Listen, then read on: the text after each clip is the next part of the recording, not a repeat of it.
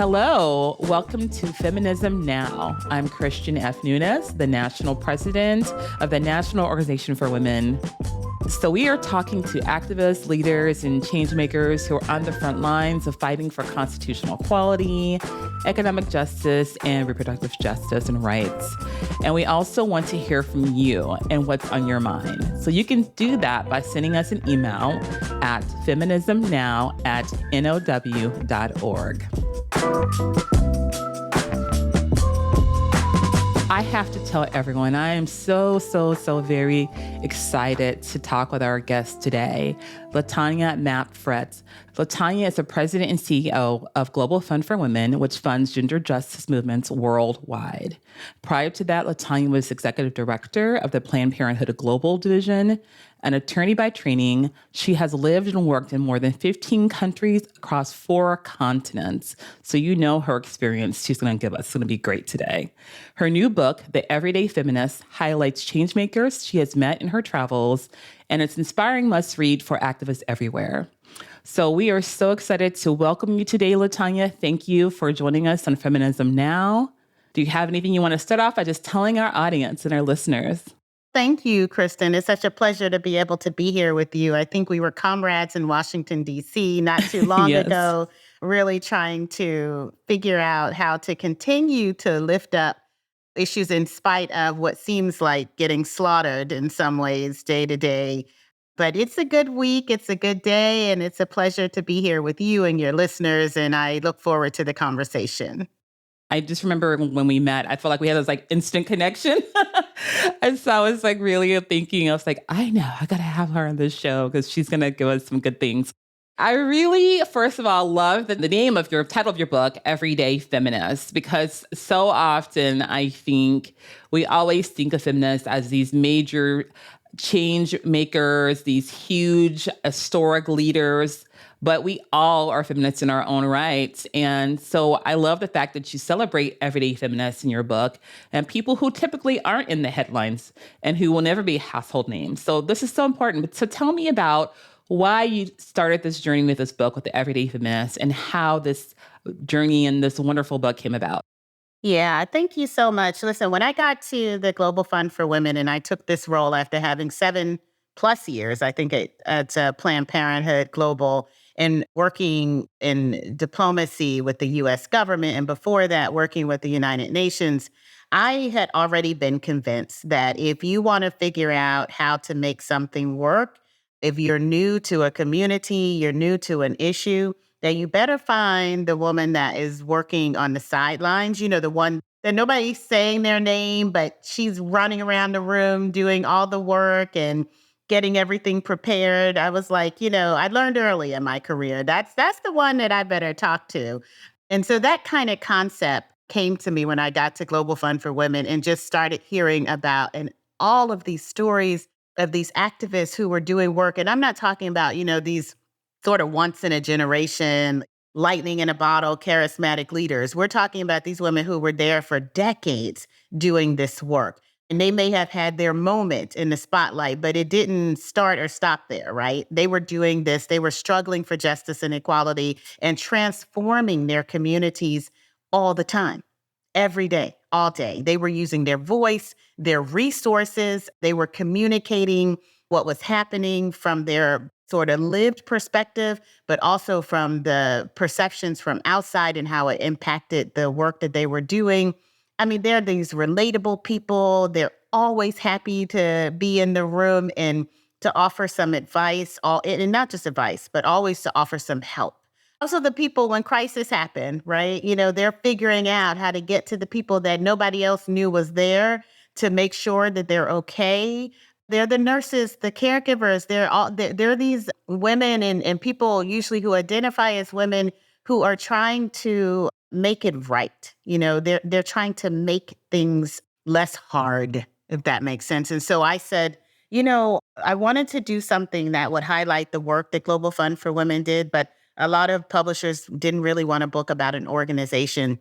And so it made me think about, well, how do we talk about these women in a way that lifts up what they do, lifts up how Global Fund for Women serves them, but then also allows an opportunity for us to talk to some of these change makers and get their perceptions. And the book does all that, right? So it's like I tell the stories of when I was in different places in the world and the women that I met and how they helped me and how they help their communities. But then I also pivot to women who are doing things right now, the ones we do know, like Tarana Burke and Loretta Ross, to the ones that we don't know, Leslie Obioro and Haywen over in Ethiopia. So, to try to get some understanding. So it's not just me saying it, but that these women are like badasses. And if you want to follow somebody, it probably should be them and not the politician that you voted in and hopefully will vote correctly. So that's what I was thinking when I did the book.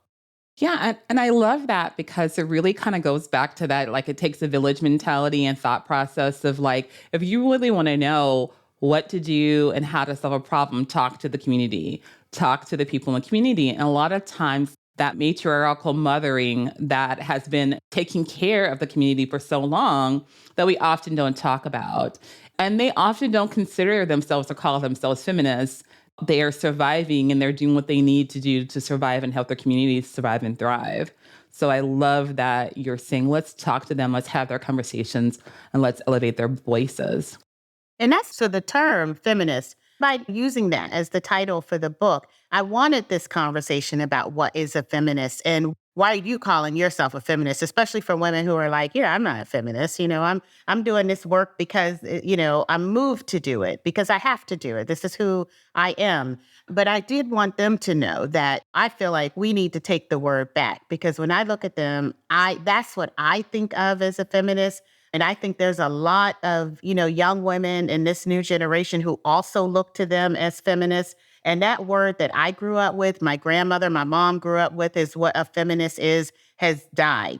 The women we're talking about today and people who identify as women, how they're showing up in these spaces so boldly, leading movement work, driving change, growth, maintaining social movements, I don't know what else to call them, and that's why I wanted to take the word back and I don't care what side of the political aisle you're on, there's these women that's doing this stuff. And they are everyday feminists from my heart to theirs. Right. And I love that you're saying that we're reclaiming the word because part of like what you're seeing in your journey is that you often didn't even label yourself a feminist until you were adult. And I also can relate to that and relate to being raised with strong women who nurtured and guided. But if you were to ask what feminism is, they also kind of felt like that, well, that's for white, educated, rich women. And they did not, a lot of women of color don't resonate with that term. And a lot of that has to do with some of our history, right, of being left out and the suffragists, but also just feeling like they didn't fit in that place and what they did was something that was as part of their nature and their nurture and their community. So tell us a little bit, how do you feel that feminism has evolved? And where's the additional work that we have to do in this movement to be more inclusive? I mean, that's such a great question because I think all the way back when Sojourner Truth was like, ain't I a woman? That's when it started to pivot, right? Not like in the 60s after the laws changed. I think her questioning this intersection of, being Black and a woman was the beginning of really interrogating what a feminist really is. And so for me, I think the challenge that we have is I could probably give you so many examples, but let me just stay on the safe side and just say the challenge we have is looking at women who are actually solving the social problems, the women who are interconnected with these issues. They understand the needs and the solutions at the same time because they're living them.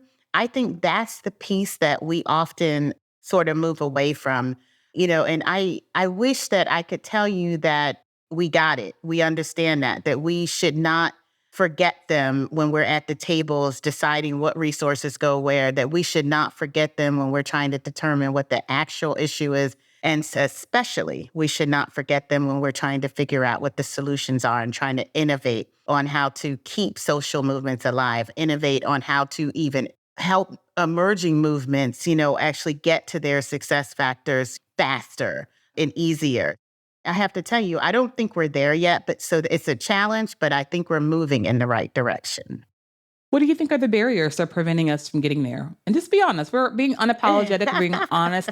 We're truth tellers, I say. So we need to our listeners need to understand, like, what are the barriers? Because in order to move forward, you have to recognize your barriers so you figure out how to overcome them or how to disrupt them, more so disrupt them than overcome them, right? So let's talk about that a little bit. Is like, what do you feel are those barriers that are preventing the feminist movement from evolving to a place where we truly should be and to be more inclusive? It's odd, but I think about things like, why didn't the block of white women vote for Hillary, who are probably identify, themselves as feminists, but didn't feel like she could run this country and instead voted for Donald Trump.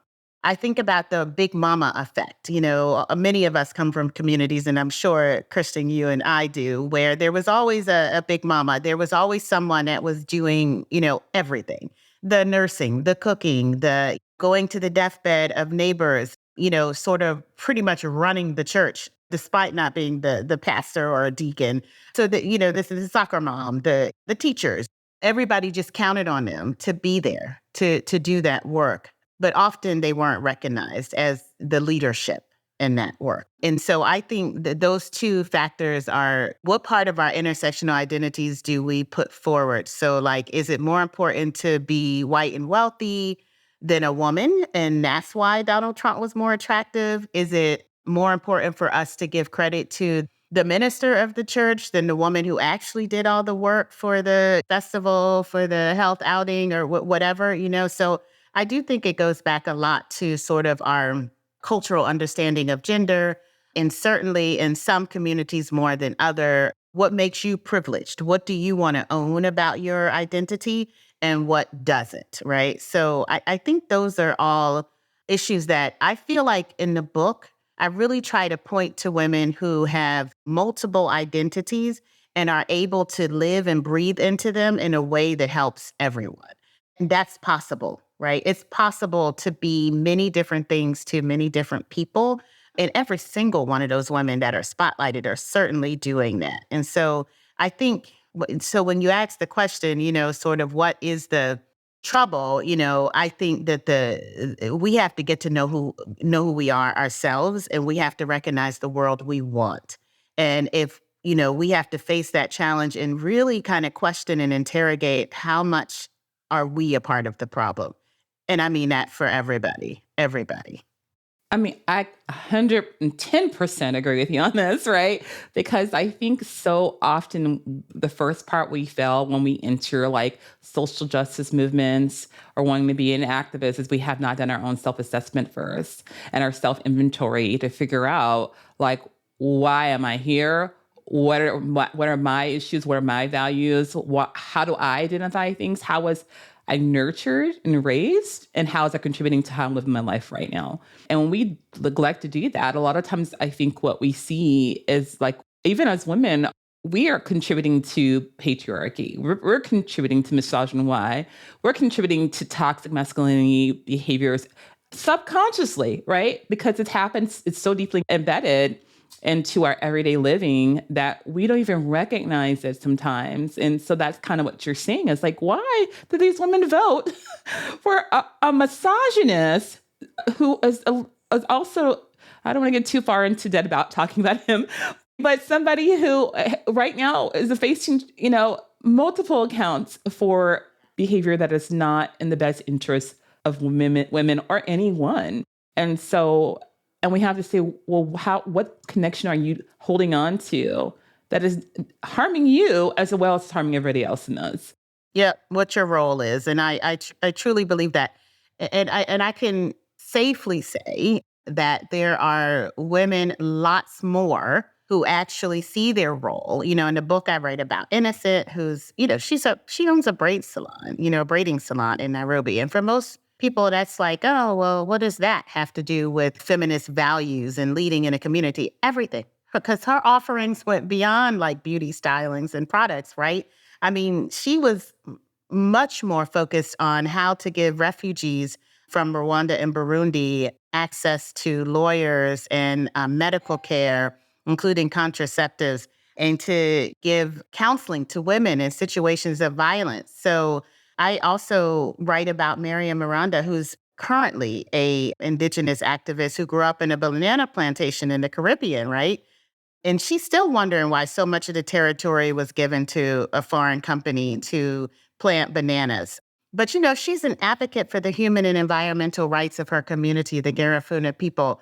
And I just love this woman because today she is now one of the premier climate justice activists in Latin America. It's like just watching her, so whatever the issue is in her community, she takes that up as her own. And she is, right there. And so I don't want to pretend like, these women that we're talking about who sometimes have a challenge with interrogating and identifying with their own part in the dysfunction of our communities are not overbalanced by women who are doing such an amazing work in their communities to make sure that the next generations are profiting our own work that, activism that we're doing today.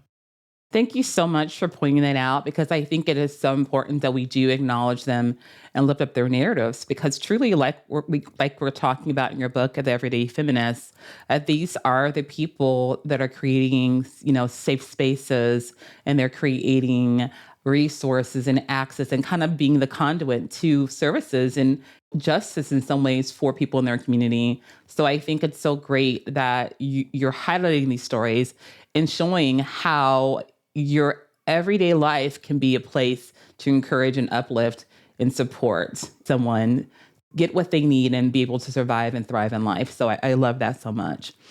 I want to talk a little bit more about something that comes up quite often too when we talk about feminism and being an everyday feminist, but sometimes we hear this term going back between womanists and feminists.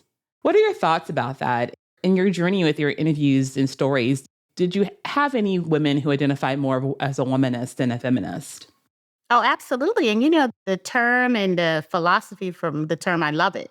A lot of my colleagues in Africa, and I before I moved to San Francisco to take the role with Global Fund for Women, I worked out of Nairobi. So the headquarters for Planned Parenthood Global was based there. And so was part of those conversations on, what is a womanist and why it's so important to identify as such. And honestly, I was full in. It's to me, it's not an either or. It's like, are you Black or are you African American? It's like, you know what I mean? Right. It's the same question, right? Am I a womanist or a feminist? I'm both, and I'm leaning into both.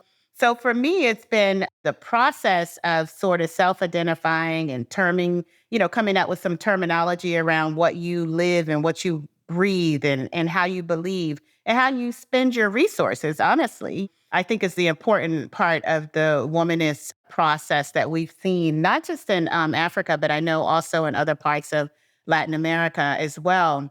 And so for me, it's very much, about that process. I also have had this privilege of watching reproductive justice, both as a term, but also as a lifestyle, come into place. I've been able to watch these amazing women who have been working on this as a process, as a way of living. And so for me, all of these terms can live together in a beautiful way and produce this tapestry that allows us to work from different angles, but still come back together to be able to identify what's the same. So for me, I don't quibble with it. I'm like, I'm a womanist when, I'm among womanists who want to identify that way. I'm a feminist when I'm among, who want to identify as feminists. And I'm all of that. And what's important to me is that we own all of that we don't let people, because I started seeing it, and, I go into it a little bit in the book with reproductive justice, right? Where people co-opt the language, but don't give credit to the people who actually went through the process to get to that language.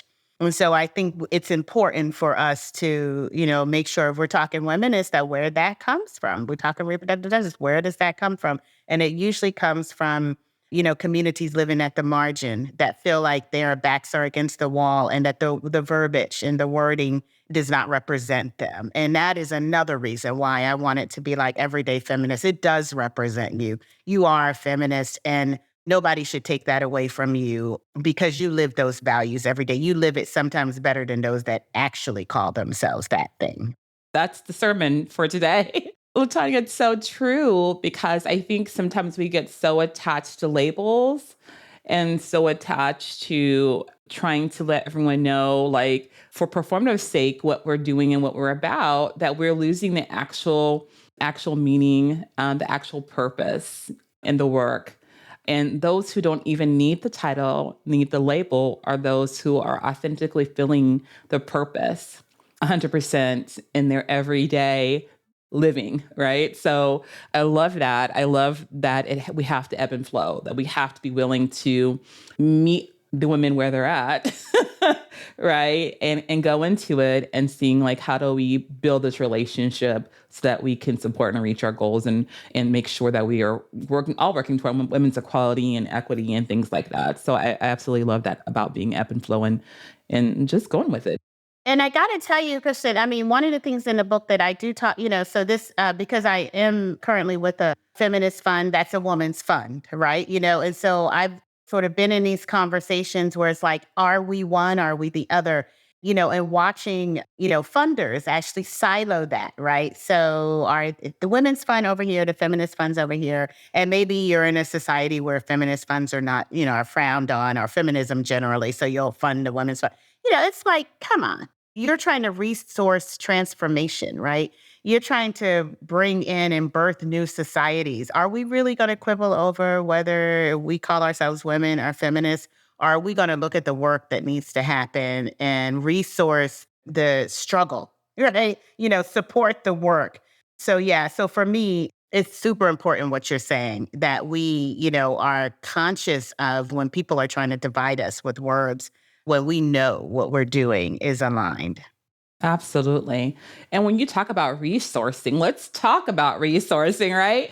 Because there's all this. I was reading an article, but it was talking about the amount of money that is given to philanthropic giving, but the amount of money that is like gender justice work only contributes for like less than 2%, like at 1.9%. And then if it's for a marginalized community, BIPOC, disability, LGBTQIA plus, or any marginalized community, then it decreases to even 1% of philanthropic Less giving. than one, right? Yep. Yes, less than one. Mhm. Yes. And exactly. And so you have probably witnessed this in the work that you're doing. And tell us more what you feel like is behind the funding gap. So, I mean, writing a book is an interesting process. And a big part of what I was trying to say to the reader, or hope that the reader gets, is that these women should feel comfortable to you. They should feel near and dear to experiences that you yourself have either had or want to have as a community of humans, right?